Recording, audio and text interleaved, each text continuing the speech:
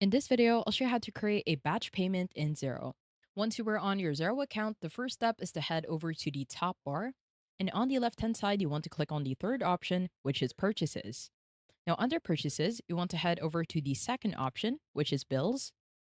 And once you are on the bills section, you want to head over to the top and click on the fourth tab, which is awaiting payment. Now, on the awaiting payment tab, this will be the list of all of your bills that you have to pay. Now, in order for you to create a batch payment, you want to head over to the left hand side.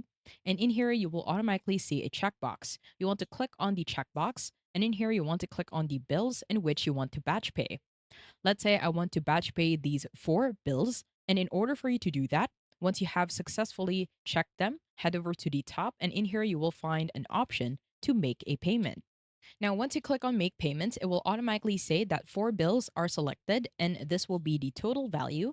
And on the right hand side, this is where you can add to pay from your business account or your savings account. So let's say we want to pay using our business account. And at the bottom, your payment method will be to create a batch payment. And in here, it will download a payment file or you can mark it as paid. At the bottom, once you have selected your pay from as well as your payment method, simply click on continue to review the bills. Now that will take you to the make payment section. And at the top in here, you can change the pay from, the payment method, the payment date, as well as the payment reference. On the payment reference, you do want to set this as a batch payment.